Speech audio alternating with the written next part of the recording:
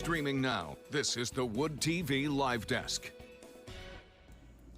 And good afternoon, everyone. Phil Penarski here with the Wood TV Live Desk. Hope you're having a great start to your day so far. This weekend, parents will have the chance to snag a goodie bag full of items proven to help their child's development. Great Start Collaborative of Kenton County will be hosting the 4th annual Books, Blocks, and Balls event at Alger Head Start here in Grand Rapids on Saturday. And joining us today to talk a little bit more about that event is Paula Brown. She is the director of Great Start Collaborative of Kenton County. Paula, thank you so much for being here today. Thanks for having me, Phil. Absolutely. Glad we were able to set this up, have the chance to talk to you. First things first, I know the one thing that a lot of parents that are interested in this have on their mind is what exactly will be in these goodie bags that are full of items that will help their children. So there's going to be lots of great giveaways. I think we have over 26 vendor partners that will be joining us. They'll all have some fun giveaways, but in the goodie bags, parents are going to receive things like a notebook journal for their child. There will be books. There's going to be blocks. There's going to be just scissors and just a lot of fun things. Obviously, there's some toy cars in there. So it's just a lot of fun things that families can use to be able to do a developmental screener at home, but then the kids can just have fun playing with afterwards. Absolutely. And it's not just the giveaways and the goodie bags that are happening this Saturday, Paula. There's a lot going on at Alger Head Start on Saturday as part of this event. Talk to us a little bit more about what's going to be happening there.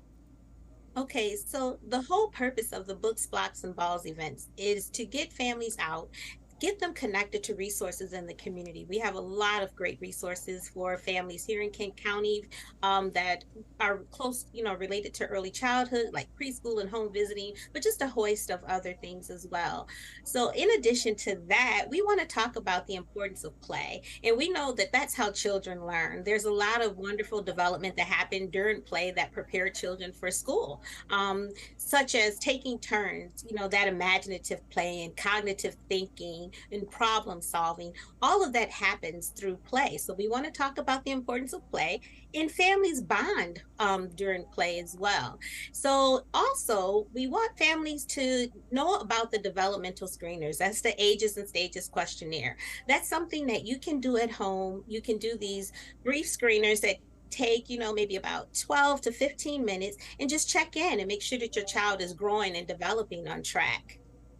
I know, and it's definitely important for parents, especially for young children, to really take into account all the things that are going to be happening at this event, all the things that will be covered. Talk a little bit more about the importance of hosting events like this and also giving parents the tools that they need to monitor their child's development. Right. The one thing about doing the developmental screeners, we know that as soon as we can identify those delays and put services and supports in place, we can help mitigate the impact of any kind of long-term development in a child. So that's why it's important to make sure that families are even aware of this. We found in the past that only about 50% of the families that attend are aware that they can do these developmental screeners at home with their children and just kind of check in and see on how they're developing. So we really stress that don't worry, but don't wait, and just come out and have fun. That's one thing. I think just as we're all kind of rebounding from COVID a little bit, there's been a lot of isolation. This is a way to get out. We're going to have family Zumba there, so families can start moving and grooving and having a good time together. We're going to have food trucks there. We have a fire truck, community police officer. So it's just really going to be a great time for families to get out, connect to resources, but then also just learn more about how children grow and develop, and how you, as your child's first and most influential teacher, can just be more impactful, in that role. Right, absolutely. And it's going to be a lot of fun this weekend, I'm sure of it, Paula. But, what would you consider a success for Saturday? What would you like to see? What is your hope for the event as a whole? So success for me would be defined by obviously the amount of families that come out and have a great time playing together, but then too, the amount of connections that we're making to the community resources. We're going to have someone from like our local women, infants, and children's program there. from WIC. We're going to have some home visiting programs, but just a connection to those resources.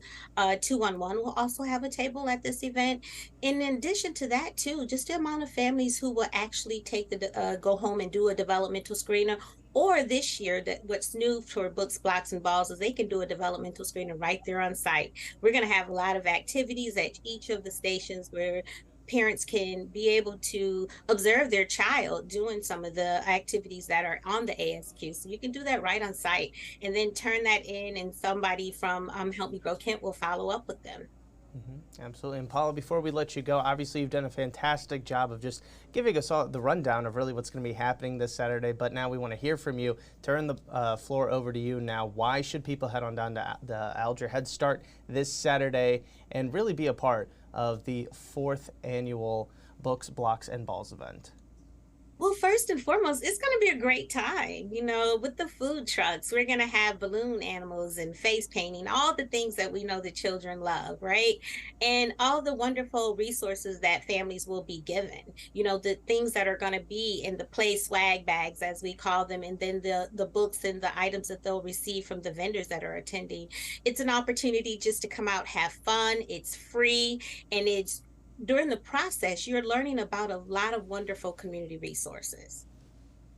Absolutely. Couldn't have said it better myself. Paula, thank you so much for being here today. I want to remind everybody watching that if you would like to learn a little bit more about the event happening this weekend, you can find everything you need to know right now over on our website, woodtv.com. And if you're watching us on Facebook, just go ahead and click on that the link in the comment section or in the description box. Paula, one last time, thank you so much for stopping by today. We really do appreciate it.